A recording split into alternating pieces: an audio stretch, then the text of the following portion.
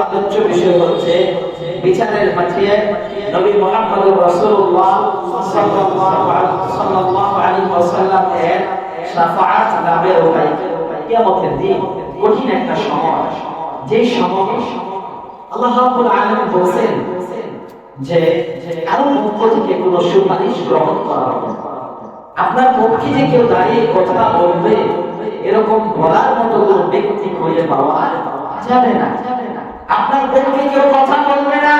আল্লাহ রাব্বুল আলামিন বলেন, ওহে দুনিয়ার মানুষ, তোমরা ভালো করে শুনে রাখো, ইয়াউমা ইয়াফিরুল মারউ মিন আখিহি ওয়া উম্মিহি ওয়া আবিহি ওয়া সাহিবাতিহি ওয়া বানি। এমন একটা কঠিন মুহূর্তে, এমন একটা কঠিন সময়ে তোমরা বিচারের মাঠে উপস্থিত হবে।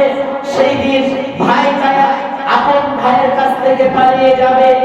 এক ভাই তার আপন মায়ের পেটের ভাইয়ের পরিচয় দেবে না।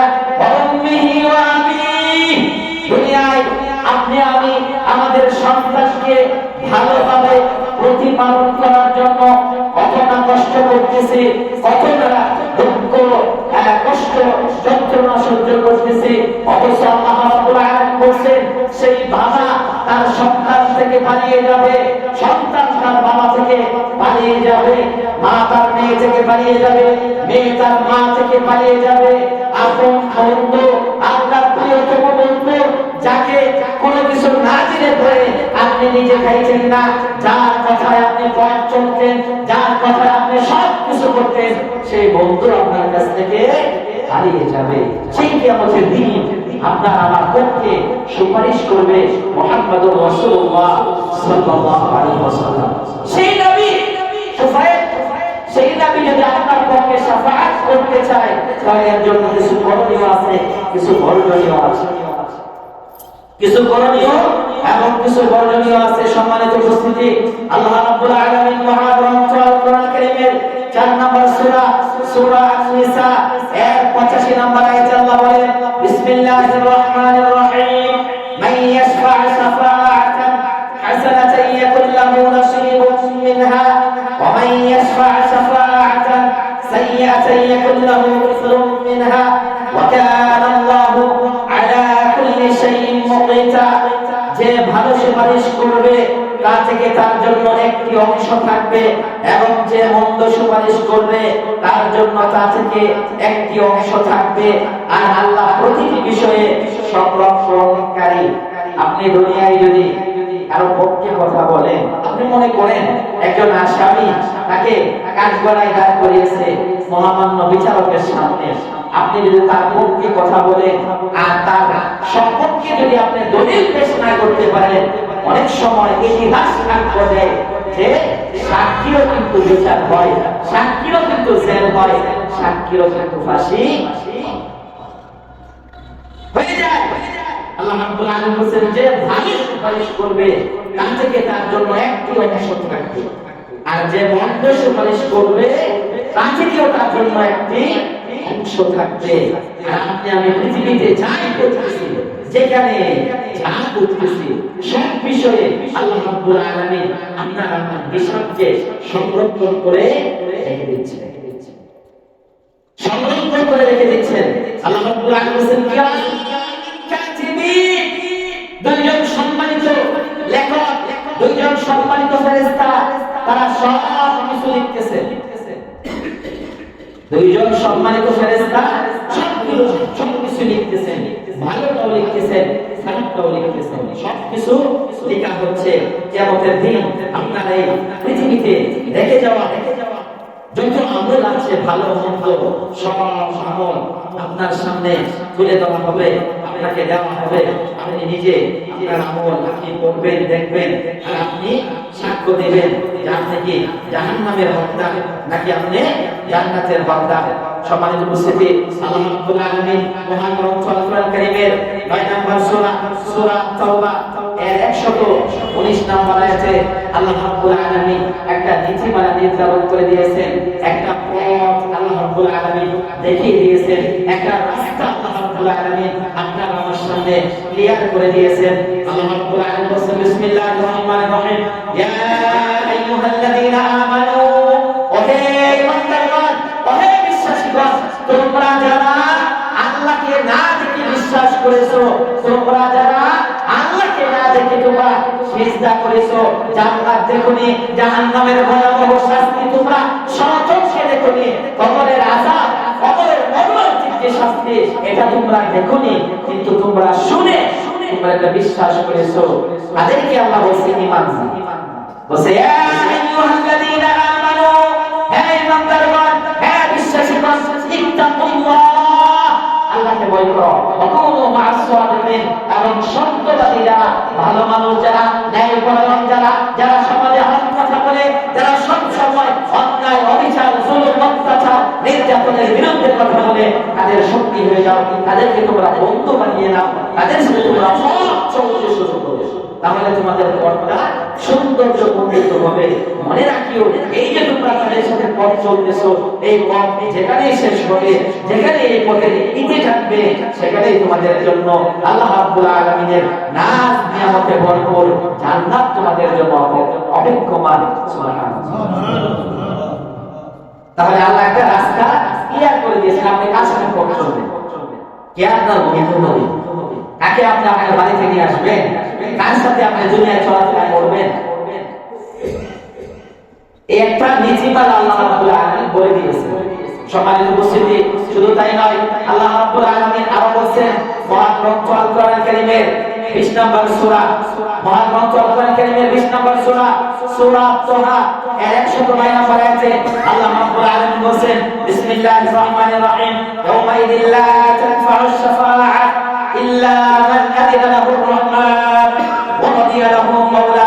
আল্লাহ রাব্বুল আলামিন বলেন সেদিন পরদিন করুণাময়, যাকে অনুমতি দিবেন আর যার কথায় তিনি সন্তুষ্ট হবেন, তার সুপারিশ ছাড়া অন্য কারো সুপারিশ গ্রহণ করা হবে না। আল্লাহ রাব্বুল আলামিন যাকে অনুমতি দিবেন, যার প্রতি আল্লাহ অনুগ্রহ পেশ করবেন, যার প্রতি আল্লাহ দয়া করবেন, যাকে আল্লাহ পছন্দ করবেন, যাকে আল্লাহ মনোনীত করবেন, তাকে সুপারিশ করার অনুমতি দেওয়া হবে। তাকে বলা হবে, এ আব্দুল্লাহ আব্দুর রহমান, তুমি সুপারিশ করো, তোমার সুপারিশ গ্রহণ করা হবে। সম্মানিত উপস্থিতি, আপনি কোরআন হাদিসের যতগুলো আয়াত, হাদিসে বর্ণিত যতগুলো হাদিস আছে, আপনি সবগুলো একসাথে করে তাহলে আপনি দেখতে পাবেন পৃথিবীতে এমন কোন মানুষের ব্যাপারে আল্লাহ রাব্বুল আলামিন বাঁচার নবী মুহাম্মদুর রাসূলুল্লাহ সাল্লাল্লাহু আলাইহি ওয়াসাল্লাম বলেন তাকে অনুমতি দেওয়া হবে কিয়ামতের দিন আপনার আমার পক্ষে কথা বলার জন্য। শুধুমাত্র যার ব্যাপারে এই আয়াতগুলো, হাদিসগুলো পাওয়া যায়, তিনি হচ্ছেন মানবতার মুক্তির দূত মুহাম্মদুর রাসূলুল্লাহ সাল্লাল্লাহু আলাইহি ওয়াসাল্লাম। ওনাকে বলা হবে সুপারিশ করুন। সহিহ মুসলিমে বলেছে একটি হাদিস, যেখানে আল্লাহ নবী মুহাম্মদ সাল্লাল্লাহু আলাইহি ওয়াসাল্লাম বলেছেন কিয়ামতের দিন যখন বিচারের মাঠ শুরু হয়ে যাবে, বিচারের মাঠ যখন শুরু হয়ে যাবে, শুরু হয়ে যাওয়ার পরে সবাই দৌড়াতে শুরু করবে, সবাই দৌড়াতে শুরু করবে যে আজকের এই কঠিন মুহূর্তে কে আমাদের পক্ষে কথা বলবে। সমস্ত নবী রাসূলদের কাছে এক এক করে যাবে, সাইয়েদনা আদম আলাইহিস সালামের কাছে যাবেন, গিয়ে বলবেন আনতা আদম, আপনি হচ্ছেন আদম আলাইহিস সালাম, আপনি পৃথিবীর সর্বপ্রথম মানুষ, আপনি হচ্ছেন আমাদের বাবা। অতএব আজকের এই সময়ে কঠিন মুহূর্তে আপনি আমাদের পক্ষ থেকে একটু আল্লাহকে বলেন না, আল্লাহর কাছে একটু সুপারিশ করেন না। আদম আলাইহিস সালাম একমাত্র উত্তরে বলবেন যে আমি আল্লাহর একটা আদেশকে অমান্য করেছিলাম, আল্লাহর একটা আদেশকে আমি অপেক্ষা করেছিলাম, জানি না আল্লাহ রাব্বুল আলামিন যদি আমাকে ক্ষমা করে দিয়েছেন, কিন্তু আজকের এই কঠিন মুহূর্তে যদি আমাকে আমার ধরে বসে আমি জবাব দিতে পারবো না। অতএব আমি তোমাদের পক্ষে কথা বলতে পারবো না, তোমরা যাও অন্য কারো কাছে যাও। এভাবে সমস্ত নবী রাসূলদের কাছে যাবেন, সবাই শুধু একজনের কথা বলবেন, তিনি হচ্ছেন মুহাম্মদুর রাসূলুল্লাহ সাল্লাল্লাহু আলাইহি ওয়াসাল্লাম। আল্লাহ নবীর কাছে যাবেন, কে বলবেন আনতা মুহাম্মদ, আপনি হচ্ছেন মুহাম্মদ সাল্লাল্লাহু আলাইহি ওয়াসাল্লাম। আজকের এই কঠিন একটা মুহূর্তে, কঠিন একটা সময় আপনি আমাদের পক্ষ থেকে আমাদের হয়ে একটু আল্লাহকে বলেন না, আল্লাহকে একটু সুপারিশ করেন না। এই কথা বলার পরে আল্লাহ নবী মুহাম্মদ সাল্লাল্লাহু আলাইহি ওয়াসাল্লাম তিনি সিজদায় পড়ে যাবেন। কোথায় পড়ে যাবেন? সিজদায় পড়ে যাবেন। সিজদায় পড়ে গিয়ে আল্লাহ বলতেছেন যে আমি এমন কিছু বাক্য, এমন কিছু শব্দ উচ্চারণ করব, যে বাক্যগুলা, যে শব্দগুলা আল্লাহ এখন পর্যন্ত আমাকে শিখিয়ে দেয়নি, ওই সময়টাই শিখিয়ে দেবেন। দেওয়ার পরে এই শব্দগুলো, বাক্যগুলো আমি আল্লাহকে বলবো, বলে আল্লাহর কাছে আমি তোমাদের জন্য সুপারিশ করব। তখন আল্লাহ রাব্বুল আলামিন দেখে বলবেন আল্লাহ রাব্বুল আলামিন দেখে বলবেন ইয়া মুহাম্মদ সাল্লাল্লাহু আলাইহি ওয়াসাল্লাম ইরফা আসাক, তুমি তোমার মাথা উঠাও, তুমি তোমার মাথা উঠাও, ওয়াশফা তুশফা, তুমি সুপারিশ করো, ওয়াসাল তুজা, আজকের দিনে তোমার সমস্ত সুপারিশ গ্রহণ করা হবে। যত তুমি সুপারিশ করবে তোমার সমস্ত সুপারিশ গ্রহণ করা হবে। আপনার মতো আমার মতো ব্যক্তি যদি দুনিয়ার কোন এমপি মন্ত্রীর কাছে গিয়ে দাঁড়ায় দেখে আপনার আমার পক্ষে কথা বলবে না, কথা বলবে না। আর দুনিয়ার একজন চেয়ারম্যান নেতা, দুনিয়ার একজন গ্রাম্য সরকার, তাকেও যদি গিয়ে বলেন আপনি আপনার আমার কথাই সুপারিশ করবে না, তার সাথে ওরকম একটা সম্পর্ক থাকতে হবে।